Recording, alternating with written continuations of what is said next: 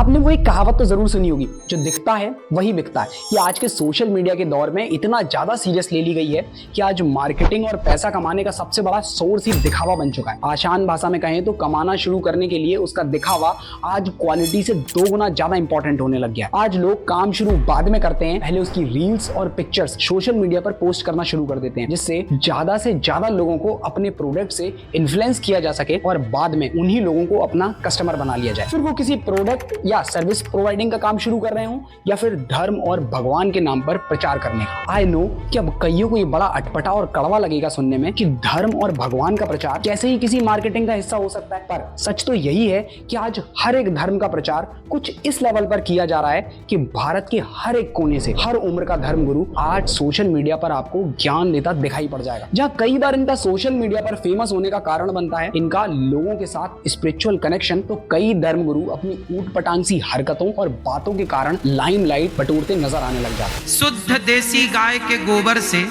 यदि आप स्नान करते हैं, गोबर को शरीर में मलते हैं और मल मल के शरीर नहाते हैं, चेहरे पर भी यदि आप गोबर शुद्ध देसी गाय का,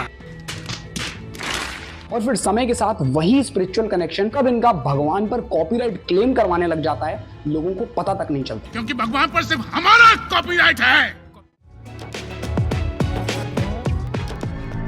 टाइम्स ऑफ इंडिया ने अपनी एक रिसर्च को 25 मई 2024 में पब्लिश करते हुए बताया कि कोई भी धर्म लोगों को उनकी प्रॉब्लम से छुटकारा दिला पाए या नहीं, मगर वो इस बात का भरोसा जरूर दिला देता है कि कोई है जो उनकी मदद के लिए हमेशा उनके साथ खड़ा है और मुसीबत में वो उनका साथ जरूर देगा। ये न केवल लोगों को प्रोटेक्टेड फील कराता है बल्कि मेंटली स्ट्रांग भी बना देता है, जिसकी वजह से रिलीजियंस के नाम पर किसी से कुछ भी करवा लेना आज इतना आसान हो गया है जितना सोशल मीडिया पर किसी को ट्रोल करना। यही कारण है कि खाली यूएस के अंदर सिर्फ कैथोलिक चर्चेज और उससे जुड़ी ऑर्गेनाइजेशंस का टोटल रेवेन्यू 2016 के माइक्रोसॉफ्ट और एप्पल जैसी कंपनी से भी ज्यादा था। Even in India economics time की रिपोर्ट के अकॉर्डिंग पूरे भारत में ऑलमोस्ट 32 वक्फ बोर्ड काम कर रहे हैं जो अप्रॉक्स 1.2 लाख करोड़ की प्रॉपर्टी को ओन करते हैं। वहीं हिंदू मंदिरों और ऑर्गेनाइजेशंस की प्रॉपर्टी का तो सिर्फ अनुमान लगाया जा सकता है, उसे तो काउंट कर पाना भी मुश्किल है। और इन सभी का मोटिव आज लोगों को उनके भगवान के साथ जोड़ने के बजाय या उनके धर्म से जोड़ने के बजाय सिर्फ एक प्रॉफिटेबल बिजनेस को क्रिएट करना रह गया। आमिर ओगना नाम के एक व्यक्ति ने अपने पर्सनल एक्सपीरियंस को शेयर करते हुए कोट ऐप पर बताया कि मस्जिद में नमाज अदा करने के लिए वहां पहुंचने वाले लोगों को इमाम के पीछे लाइन में लगना पड़ता है, जो जिस हिसाब से आता जाता है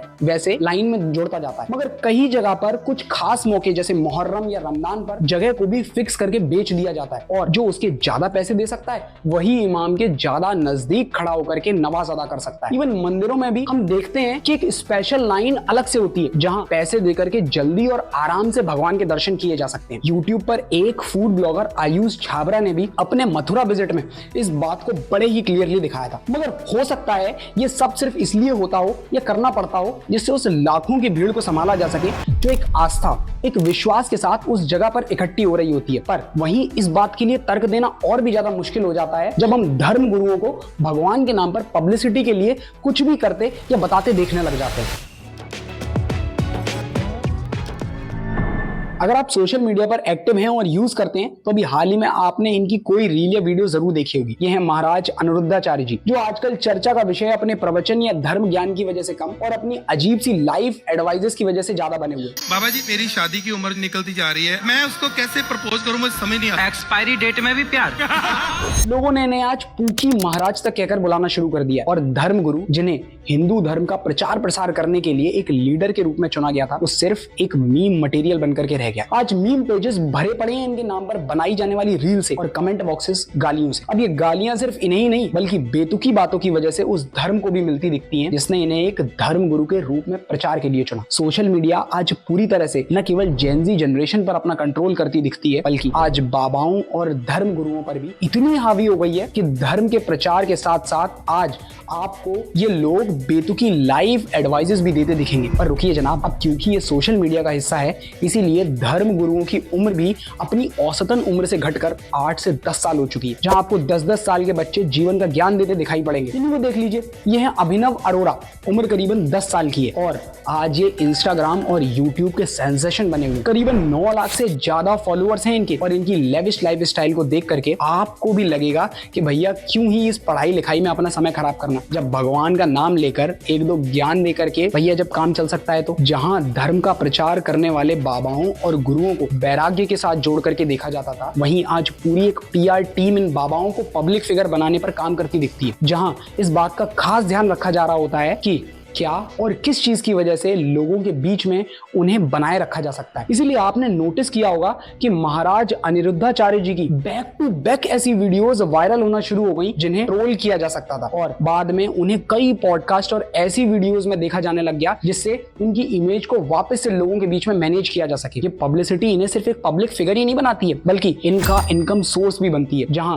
सिर्फ किसी प्रोडक्ट का प्रमोशन या किसी इनॉग्रेशन पर जाने के लिए भी इनकी टीम काफी अच्छा अमाउंट चार्ज करती है। अब जब तक ये चीजें सिर्फ यहां तक सीमित हैं तब तक तो ठीक है, पर कई बार यही पब्लिसिटी और PR सोसाइटी के लिए खतरा बनने लग जाता है जब इनकी बातों में एक गुस्सा और दूसरे धर्म के प्रति नफरत दिखना शुरू होती है। और अगर 5 दिन में उन्होंने वो मूर्ति हमको नहीं दी, भाईचारा नहीं निभाया, उसके बाद आगरा में भी इस विषय पे हम कानूनी कार्रवाई करेंगे।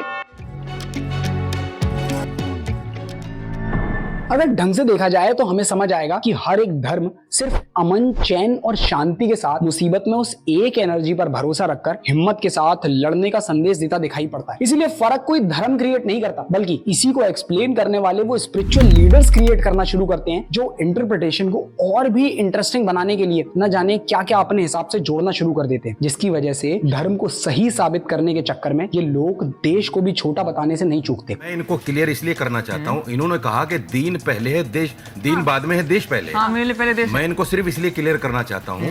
कि इस्लाम की मान्यताओं के मुताबिक हमारे लिए हमारा रिलीजियस जिस नफरत को आज सिर्फ ये लोग अपनी पब्लिसिटी के लिए यूज करते हैं और सोचते हैं कि बाद में ये कह करके सब ठीक कर देंगे कि हम तो बस शांति चाहते हैं, हमें किसी से कोई नफरत नहीं है। ऐसा एक्चुअल में कभी नहीं हो पाता क्योंकि नफरत समय के साथ सिर्फ बढ़ सकती है, इसे कम कर पाना ऑलमोस्ट इम्पॉसिबल के बराबर होता है। और अगर उस नफरत के साथ लोगों की आस्था और धर्म को भी जोड़ दिया जाए तो ये इतनी खतरनाक हो सकती है कि इसका एग्जाम्पल दिल्ली के गवर्नमेंट स्कूल में देखने को मिलता है, जहां एक टीचर ने अपने 4 स्टूडेंट को सिर्फ इसलिए डांटा क्योंकि उसके हिसाब से उनकी कम्युनिटी का देश की आजादी में कोई हिस्सा नहीं था। इसीलिए उन बच्चों को अपने परिवार के साथ पार्टीशन के बाद ही देश छोड़ करके चले जाना चाहिए था। देश उनके लिए बिल्कुल भी नहीं है। सोचकर देखिए कि ये मंजर कितना डराने वाला हो सकता है, जहां भरी क्लास में एक टीचर सिर्फ आपको इसीलिए डांट रहा हो कि देश आपका नहीं है, छोड़ दो इसे। आज स्कूल की क्लासेस में जब किसी मुस्लिम स्टूडेंट को एंटर होने पर जब बाकी स्टूडेंट्स जय श्री राम के नारे लगाने लग जाते हैं तो समझ आता है कि ये नफरत आज इस लेवल पर क्रिएट की जा चुकी है जिसे कंट्रोल कर पाना ऑलमोस्ट इम्पॉसिबल सा होने लग गया। इसीलिए हनुमान जयंती पर मस्जिदों के बाहर आज दंगे होते दिखाई पड़ते हैं, ईद और ताजिया ले जाते लोग मंदिरों के बाहर तोड़फोड़ मचाते दिखाई पड़ते हैं और इंटरेस्टिंगली